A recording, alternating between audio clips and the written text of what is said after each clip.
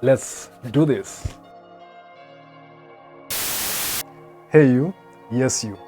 Welcome back to El.P, where we look at used cars in a new light. If you're in the market for a used car anywhere in Kenya, hit up my partner Mwalimu Cars, who will hook you up with the best deals on wheels. And if you want an even greater deal, just mention El.P, you'll see. For relaxed, no pressure, happy shopping.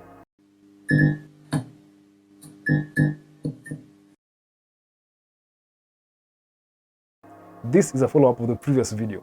If you haven't watched it, I'll put a link up here so that you can watch it now or later. Now that you know which luxury cars to stay away from, here's a list of luxury cars that won't necessarily break your bank. Jumping straight right in, the first car on this list is a Lexus. When it comes to reliability, Lexus is the gold standard for luxury cars. And the one I'm talking about here is the RX 350. The RX 350 is a subcompact SUV with a lot of goodies that rivals even the German companies.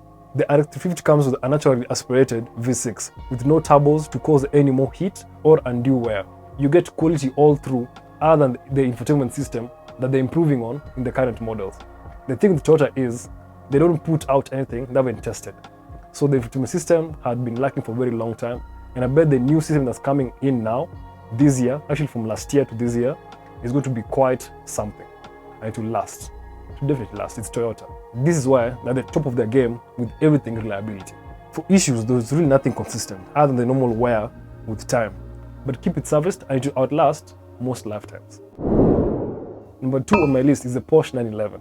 Out of all the supercars, other than the LFA, that's a Lexus again, made by Toyota, and you know what I mean by Toyota, run forever. That car, by the way, took 10 years in development before they released it. So it just tells you, Toyota. But LFA aside, the reliable supercar in this category is the Porsche 911. You'll get performance to soothe your soul and quality to keep your mind at peace. Not saying it will be cheap to run.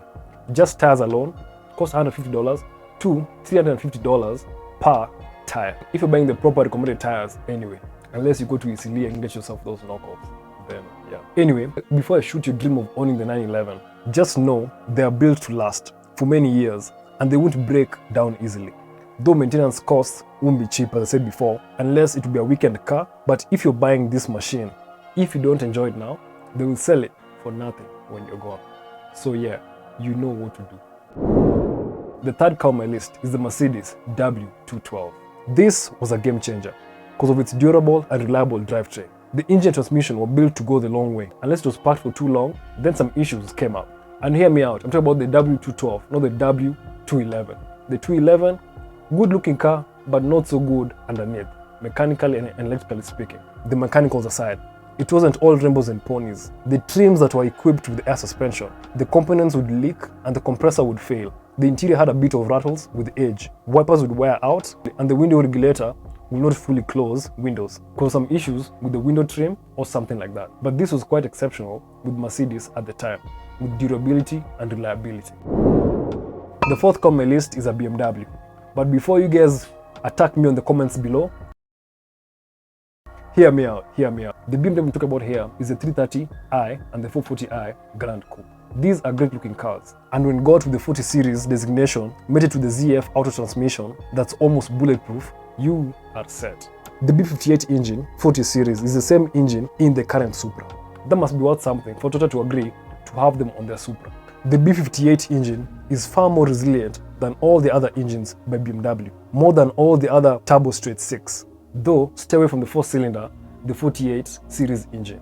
Not that it's bad, it's just less resilient than the B58 engine, and they push a lot of power off the little sucker. Number 5 on the list is another BMW.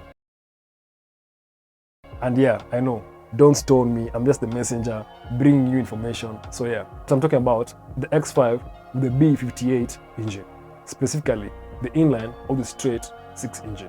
On this car, it's the latest turbo 6 engine, same as the one on the Supra. It's quite a solid engine from BMW. You are sure to be set on this area with this engine. For M cars, unless you're willing to pay for maintenance, because parts nearly cost double or twice the price. Don't buy anything in the past with a turbo 6-cylinder, the N55 engine. For the N54 twin turbo engine, just run away. Otherwise, go for a naturally aspirated engine from the older cars.